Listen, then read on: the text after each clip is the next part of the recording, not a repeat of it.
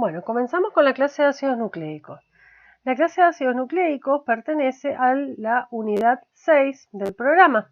Vamos a ver estructura y características de los ácidos nucleicos, pero el tema de síntesis de proteína se verá en uno de los trabajos prácticos. Bien, ¿qué son los ácidos nucleicos? Son macromoléculas formadas por polimerización lineal de unidades estructurales llamadas nucleótidos.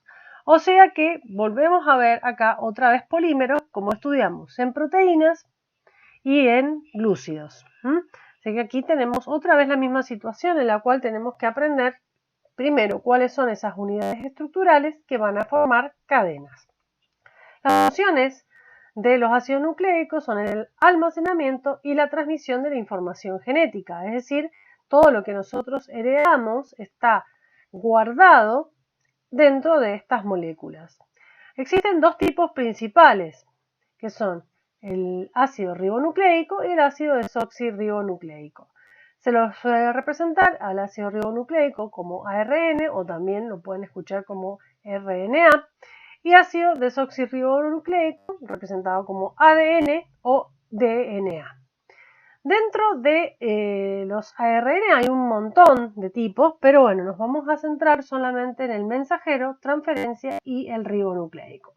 ¿Por qué son tan importantes estos mensajeros? Porque participan en la síntesis de proteína, que vamos a estudiar un poco más adelante. Bien, ¿cómo están formadas estas unidades estructurales que van a dar como consecuencia los ácidos nucleicos? Están formados por una base nitrogenada, un monosacárido y un ácido fosfórido. El monosacárido es una aldopentosa. Nosotros ya hemos estudiado glúcidos, aldo porque viene de aldehídos y pentosa porque tiene 5 carbonos. El único que hemos estudiado en glúcidos, hay más, pero el que nos hemos centrado es la ribosa. O sea que acá va a aparecer la ribosa. Incluso en el nombre lo vimos recién. Ribonucleico, desoxirribonucleico, viene de la ribosa. La base nitrogenada, que las vamos a conocer ahora, y el ácido fosfórico, el mismo que hemos estudiado en lípidos, que se une para formar los fosfolípidos. Cuando combinamos una base nitrogenada con un monosacárido, formamos un nucleócido, óxido. Viene de osa, y ya sabemos que todos los glúcidos terminan en osa, como glucosa, ribosa, fructosa. Bueno, las bases nitrogenadas se dividen en dos grupos, pirimidinas y purinas, ¿sí? Acá tenemos, son 3 pirimidinas y 2 purinas. Las pirimidinas son timina, citosina, uracilo, y las purinas son adenina y guanina. Como les expliqué cuando vimos los aminoácidos, lo que ustedes tienen que entender son la clasificación de estas bases nitrogenadas. Cuáles pertenecen a las pirimidinas y cuáles a las purinas. Si las ven, estructuralmente se parecen, tienen esta estructura general, y las purinas también tienen esta estructura general, ¿sí?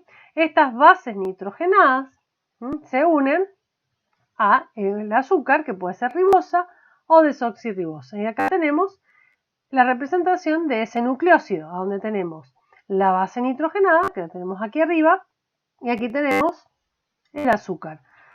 Puede ser ribosa, desoxirribosa, como les comenté. ¿Por qué desoxirribosa? Porque en el carbono 3, aquí, donde estoy señalando, hay un hidrógeno, mientras que aquí tenemos un oxidrilo. Desoxi significa que ha desaparecido ese oxidrilo y lo reemplaza un hidrógeno. Y esa es la diferencia entre los dos tipos de ácidos nucleicos. Bien, acá tenemos un ejemplo de un ácido nucleico con una pirimidina y acá tenemos un ácido nucleico con una purina. Ambos tienen aquí el ácido fosfórico, o sea que esto ya constituye mi nucleótido. La base nitrogenada, el azúcar y el ácido fosfórico. Cuando se quieran unir estos dos nucleótidos, lo van a hacer a través del ácido fosfórico y el oxidrilo del carbono 3, como vamos a ver en un ratito. Bueno, acá es una lista en realidad de la base nitrogenada combinada con la aldosa, pentosa, aldopentosa, ya sea ribosa o desoxirribosa. Eso forma, ya dijimos, un nucleócido. Esos nucleócidos más un ácido fosfórico forman un nucleótido. Aquí tenemos una forma de abreviar la estructura, así como hemos visto con los aminoácidos, con los glúcidos. Esto lo pueden detener y observar con mayor detalle cada uno de los nombres.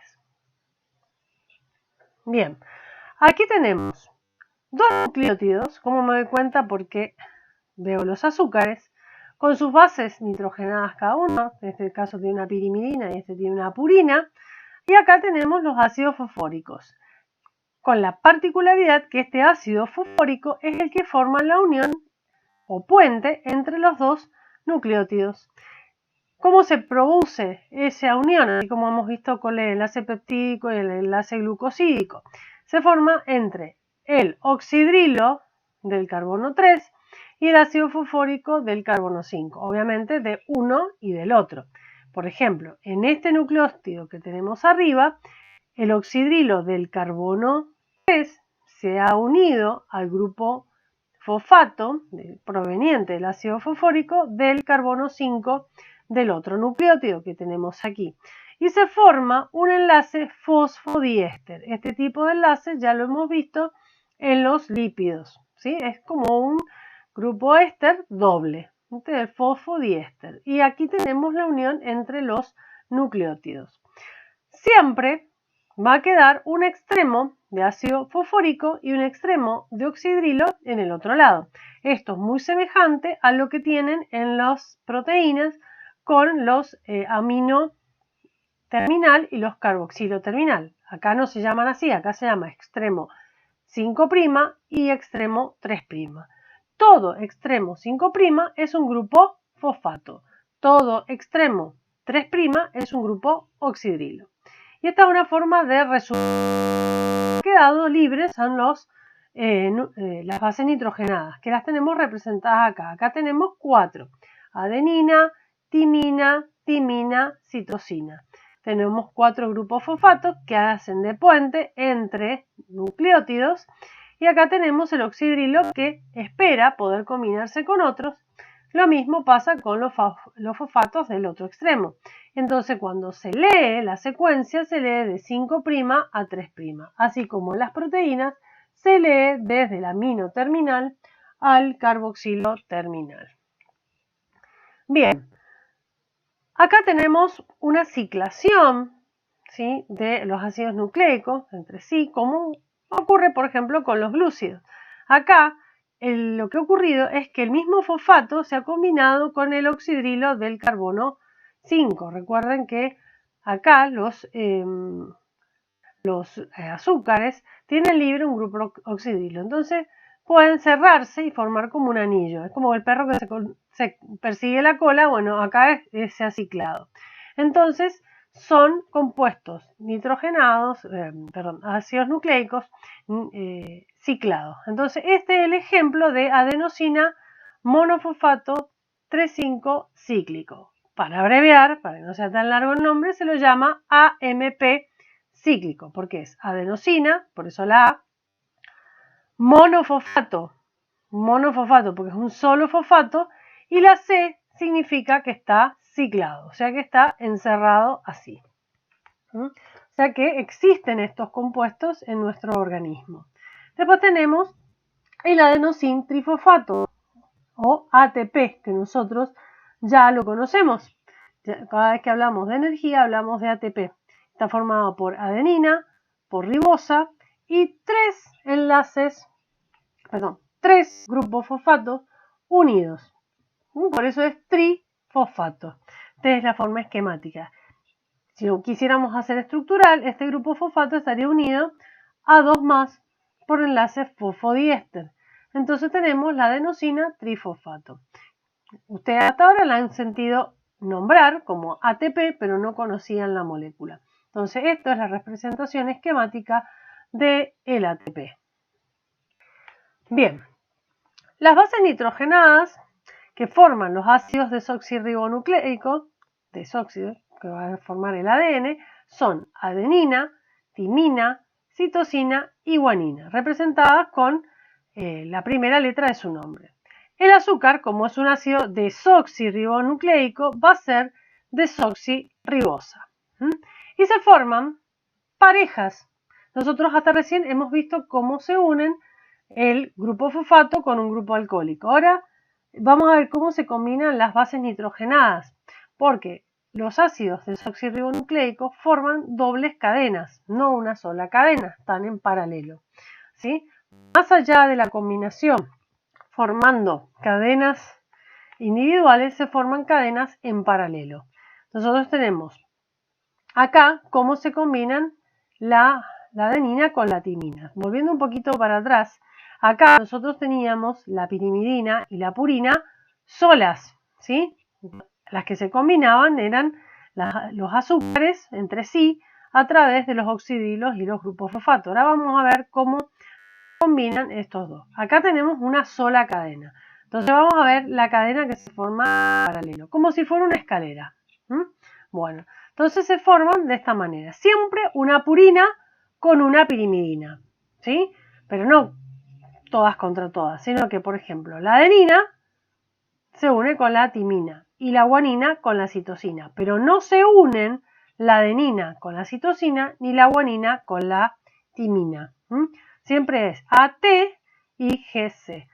Una forma de acordarse es aprendiendo, por ejemplo, Club Godoy Cruz Antonio Tomba, con perdón de los que sean hinchas de otro equipo de Mendoza, pero es una forma de acordarse. Club Godoy Cruz Antonio Tomba. C con G y A con T, para que se acuerden. Acá tenemos la combinación y por qué se producen. Porque se forman puente hidrógeno. Cuando han visto hidromineral, han conocido el enlace puente hidrógeno, que se lleva a cabo entre el hidrógeno, por eso su nombre, con el oxígeno o con nitrógeno. Otro átomo con el cual puede formarse puente hidrógeno es con flúor, pero bueno, este no es el caso porque en estos compuestos no hay flúor, así que se forman entre el oxígeno y los nitrógenos. Acá cabe la posibilidad de 2 puentes hidrógeno y en este caso de 3 puentes hidrógeno.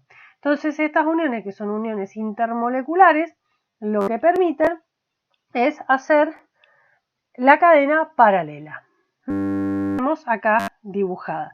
Nosotros acá teníamos una cadena parecida a la que ya estudiamos hace un ratito, y acá tenemos el paralelo. Siempre las 3 rayitas representan no un enlace alquino, sino 3 uniones puente hidrógeno. Y acá las dobles de puente hidrógeno, como vimos acá. Acá tenemos el doble puente y acá tenemos el triple. Y justo es adenina, timina es doble y guanina, citosina es triple. Si lo miramos acá, el uno que es guanina, citosina, el único tiene triple. En cambio los otros, por más que esté a la derecha o a la izquierda, siempre va a ser doble. Y una particularidad, este va de 5' a 3', pero si miren, la cadena que va al lado va en sentido opuesto.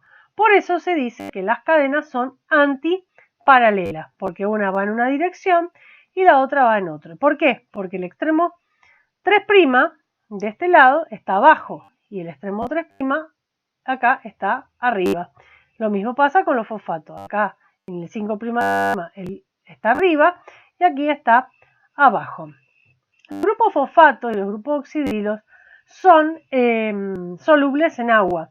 Por eso la cadena de ADN es hidrofílica afuera, pero en el centro es hidrofóbico, porque no hay ningún grupo funcional que le permita interaccionar con el agua. Y existe una separación entre dos nucleótidos que es de 0,34 nanómetros, ¿sí? Esa es la separación que existe. Es como si miraran una escalera y vieran la distancia que hay entre un escalón y el otro. Imaginen que esto es como una escalera donde los barrotes de la escalera son los costados y la combinación de las bases nitrogenadas son los escalones. Y 0,34 es la distancia entre cada escalón. Bien, Son hidrofílicos porque tienen carga negativa. Bueno, es una cadena que se dice que es plectomérica porque tiene un enrollamiento helicoidal dextrógiro. Dextrógiro significa hacia la derecha. Entonces acá tenemos una cadena de ADN, es bastante complicada dibujar la mano, pero escalera caracol. Tenemos el eje, imagínense la escalera caracol, que tiene un eje en el medio, que es donde está sostenida la escalera. Cada surco acá tiene 34 nanómetros y cada giro, ¿sí?, que es más o menos unas 10 pares de base, o sea, 10 de estas que están acá, forma una curvatura o un espesor, mejor dicho, de 3,4 nanómetros. ¿Sí? Si la separación entre 2 es 0,34, las 10 serían 3,4. Y tiene lo que se llama un surco menor y un surco mayor. Esto, como es una espiral, como si fuera un cilindro, como los anillados de las carpetas, esto tiene un diámetro de 2 nanómetros. Bueno, acá hablo un poco de cuánto ADN tienen las células. Tenemos las células somáticas que tienen 6 picogramos de ADN, las células sexuales tienen la mitad, tendrían 3. ¿Por qué? Porque las células sexuales tienen la mitad de la información genética. Los cromosomas es una forma de visualizar los ácidos desoxirribonucleicos por el superenrollamiento, porque las cadenas pueden llegar a medir, en el caso del humano, 2 metros. Imagínense que la cadena de ADN, al tener 2 metros, tiene que entrar en el núcleo de una célula. El núcleo de una célula no lo pueden observar a simple vista. O sea que tiene que estar súper enrollado para poder entrar en un núcleo celular. Entonces, imagínense, por ejemplo, un carretel de hilo de coser. Si uno va a la mercería a comprar un carretel de hilo, no le van a vender los 3 metros que trae el carretel suelto, lo van a traer en un carretel y viene enroscado para que puedan transportarlo. Pero en eso de carretel tienen 3 metros. Imagínense que si un carretel de hilo de coser tiene 3 metros y el ADN tiene 2 metros, lo súper enrollado que tiene que estar para poder entrar en un núcleo que ustedes no lo pueden ver. Bueno, son 3 estructuras de ADN, ¿sí? Que son la A, la B y la Z. La B es la que descubrieron Watson y Crick, son los primeros que estudiaron la cadena de ADN y pudieron establecer su estructura, ¿sí? Estas dos, A y B, son dextróginas, mientras que la Z es levógira. Levógira quiere decir hacia la izquierda y dextrógina hacia la derecha, ¿sí? Tienen algunas pequeñas diferencias, pero obviamente la B es la que más estudiamos. Bien.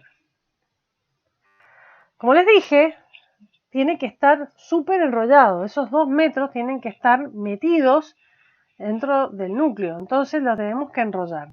Por eso aparece la cromatina, que es la molécula de ADN asociada a proteínas. Las proteínas se llaman histonas. Y esto lo hemos visto en la parte de proteínas. Estudiamos las histonas. La cromatina, ustedes deben haber estudiado en histología que hay 2 tipos, la eucromatina y la heterocromatina. La eucromatina, eu significa verdadero. Es no condensada, es la activa, es aquella que me sirve para producir proteínas. Y la heterocromatina, hetero, que son de distintas clases, tiene regiones condensadas y es una molécula inactiva. Cuando las células son muy productoras de proteínas, van a tener eucromatina.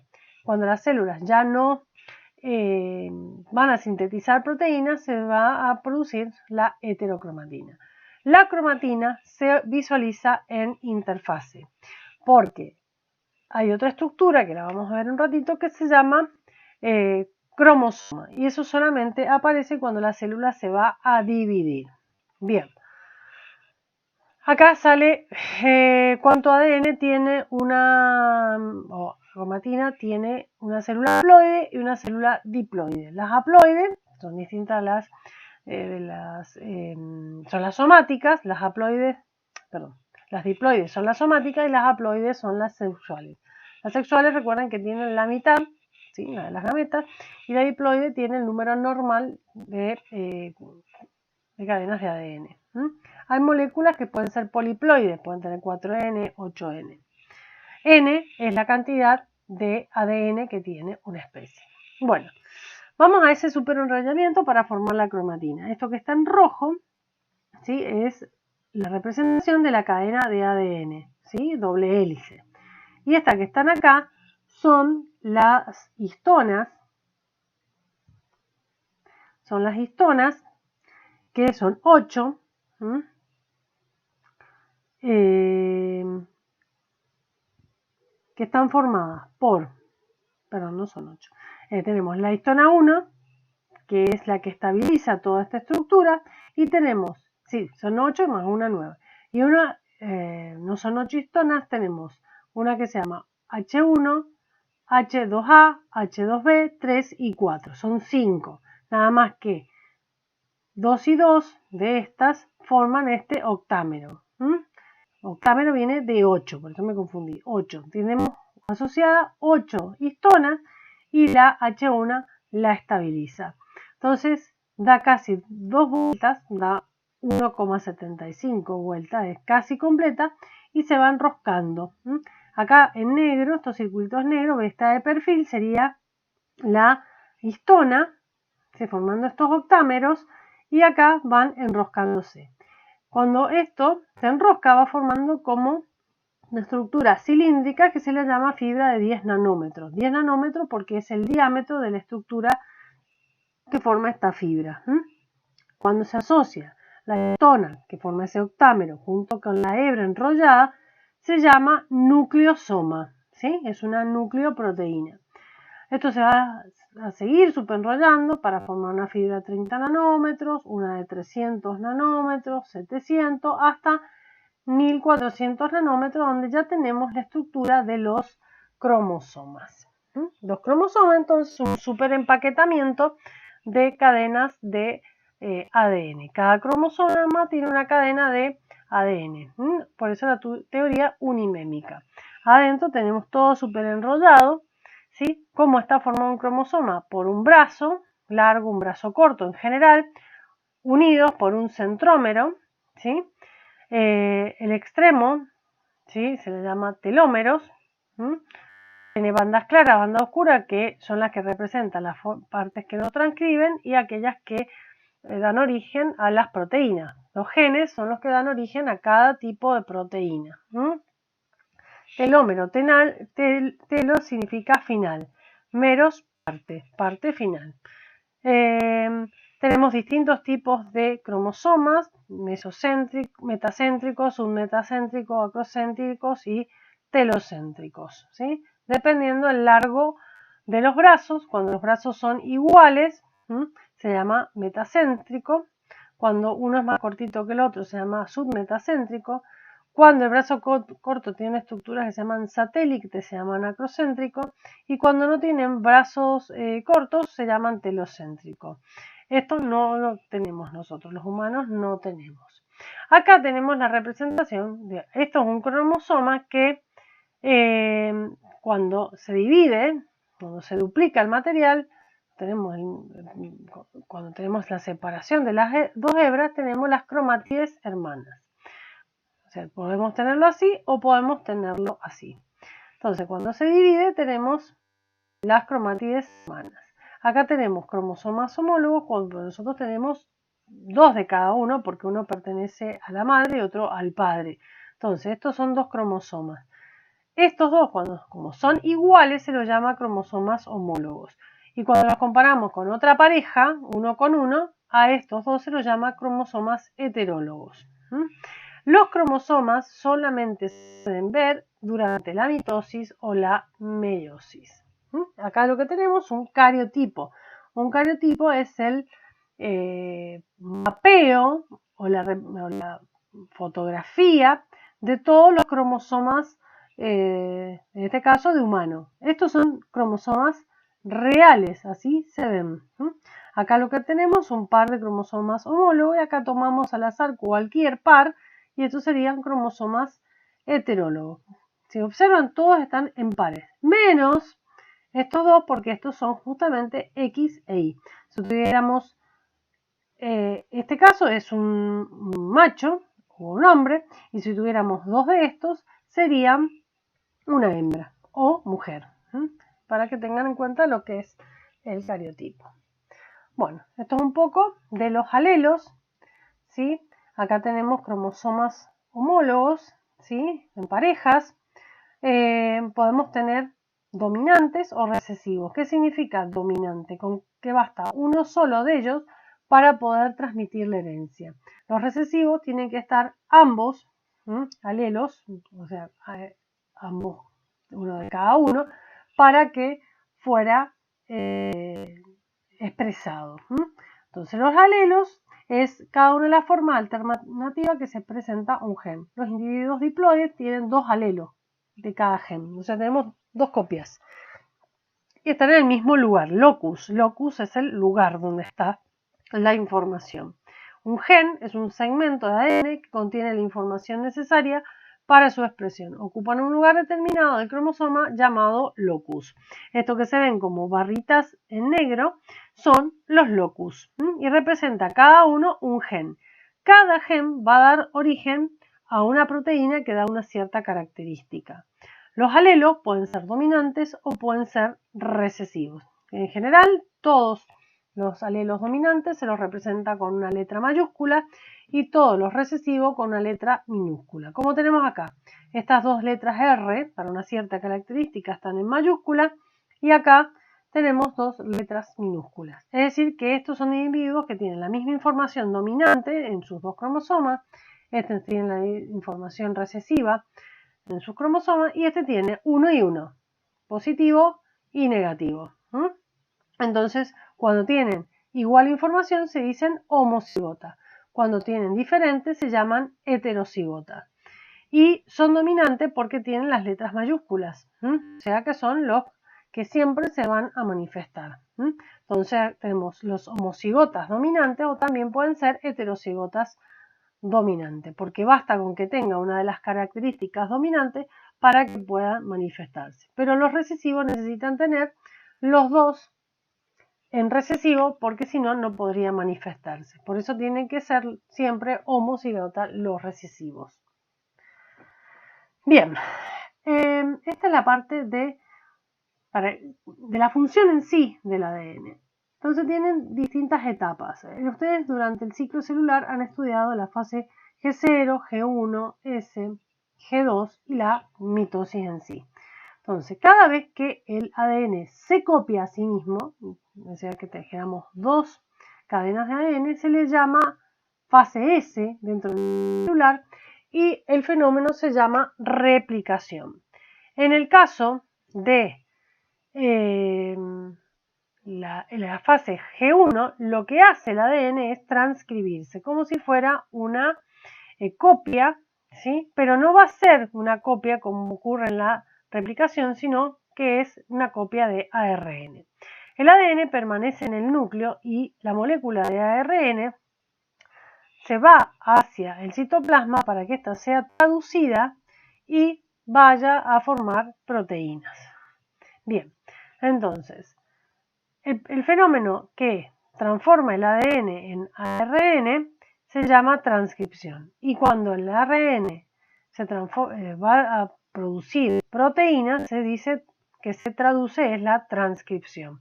Estos son los tres fenómenos principales que sufre la molécula de ADN, que primero se replica, que es la fase S del ciclo celular, y después durante la fase G1 se transcribe y se traduce. La fase G2 es aquella que controla que después las células que entren en mitosis no lleven errores y esto se traduce en una mutación. Entonces, este es el dogma de la biología molecular en la cual la molécula de ADN transmite una información. Yo siempre que les doy la clase les digo que esto es como cuando alguien quiere hacer una receta de cocina. El ADN tiene todas las recetas, es un recetario. Supongamos que queremos hacer un pastel de papa. No queremos hacer una tarta de jamón y queso. Queremos hacer un pastel de papa. Entonces, la receta de jamón y queso va a quedar ahí y vamos a buscar la receta para hacer nuestro pastel de papa. Entonces, lo que tenemos acá es la receta. En vez de llevarnos el recetario, le hacemos una copia del recetario que sería el ARN. Y este ARN es todos los ingredientes que yo necesito para el pastel de papa, que sería, en este caso, mi proteína. Sería la forma de ejemplificar de cómo se forma una proteína. Bien, la replicación. Recuerden que la replicación ocurre en la fase S de la interfase. La cadena ADN, al ser tan larga, tan grande, debe separarse para poderse copiar. Recuerden que la replicación es la duplicación de la cadena. Entonces, básicamente lo que tiene que ocurrir es la cadena separarse. Como no se puede empezar a separar desde arriba, lo hace, como si tardaría mucho tiempo, lo hace en distintos puntos. Se comienza a desenrollar, como cuando ustedes quieren tratar de desenroscar una soga. Las cadenas de ADN hay que comenzar a abrirla para poderla copiar, si no, no la puedo copiar. Bueno, esto lo vamos a dejar un poco porque es bastante complejo y no va a alcanzar para un video. Pero lo que tienen que saber es que la molécula de ADN tiene que abrirse para copiarse. Entonces, una vez que está separada, se pueden copiar. Acá vemos en la cadena de ADN cómo se rompe. Se van a romper, obviamente, en la cadena de ADN todos los puentes de hidrógeno que están en el medio de las bases nitrogenadas.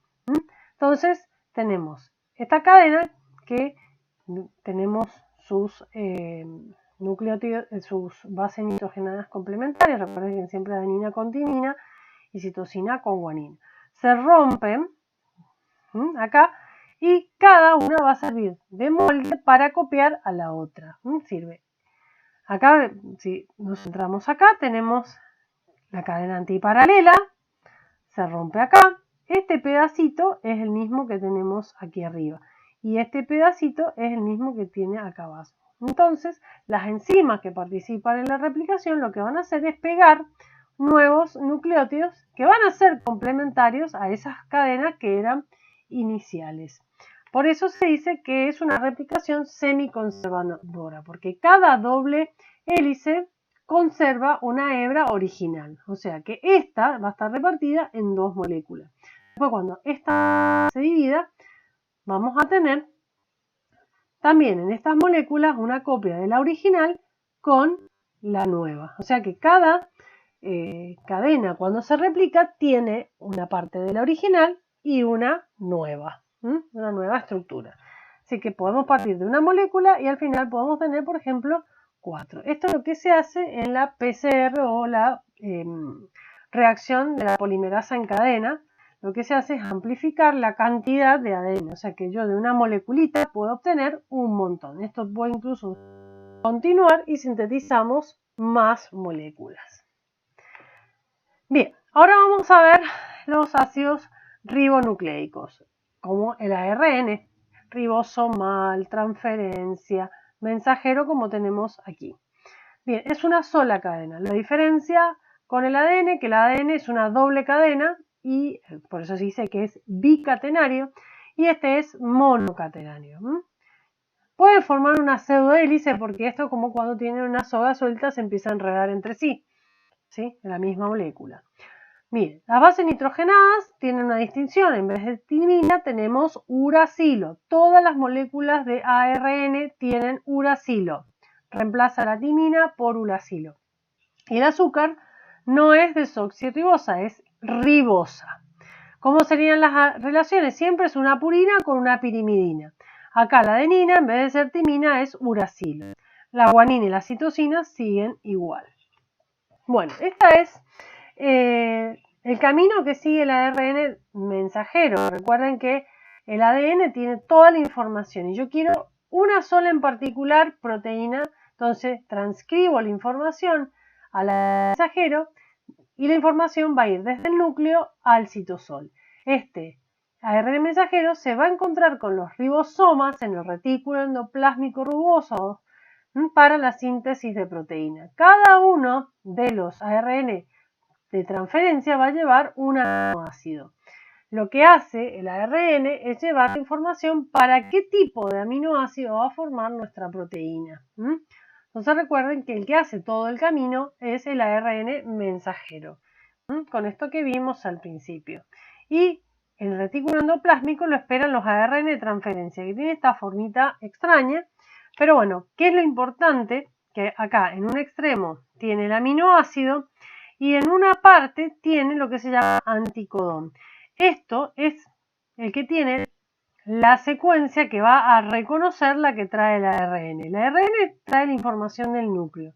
Está llena de codones. Los codones son 3 bases nitrogenadas que representan a un aminoácido. Entonces, cuando esto es reconocido por esto, como si fuera un imán, se atraen, vamos a saber cuál es el aminoácido que se va a pegar. Esto lo van a ver con más detalle en la parte de síntesis de proteínas, así que no se asusten.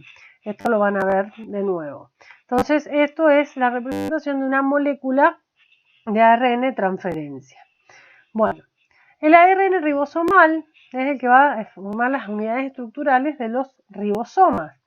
Los ribosomas, recuerden que pueden estar libres o unidos en el retículo endoplásmico rugoso. Los libres son los que sintetizan proteínas propias de las células y el del retículo endoplásmico rugoso pueden ser tanto para la misma célula, pero también pueden ser secretadas. Por ejemplo, una enzima o una hormona proteica pueden ser fabricadas y son liberadas de la célula para ir a actuar a otras células. Recuerden que un ribosoma está formado por 2 unidades, una subunidad menor, una mayor, ¿sí? Que están representados por una cierta cantidad de nucleótidos, ¿sí? Y bueno, acá vemos como una cadena, esto que parece un peinecito, es una cadena de ARN mensajero, tiene día 3 porque son los tripletes. Esta es la subunidad menor y la subunidad mayor del ribosoma, y este que está acá es un ARN de transferencia que va formando acá la proteína. Es decir, que esto es una fabriquita de proteínas. Bien, y para último, vamos a ver algunas diferentes formas de ácidos nucleicos. Tenemos los plásmidos, que son ADN de forma circular. Tenemos la doble hélice, y puede ser derechita, tenemos circular.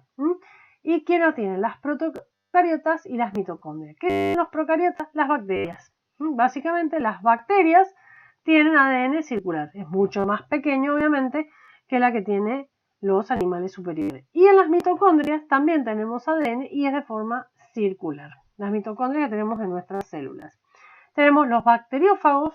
Los bacteriófagos son virus que atacan bacterias. Son, digamos, los que enferman a las bacterias. Las bacterias nos enferman a nosotros y las bacterias son atacadas por algunos virus, ¿sí? Que introducen su cadena de ADN para que las células lo repliquen. Los virus no son seres vivos.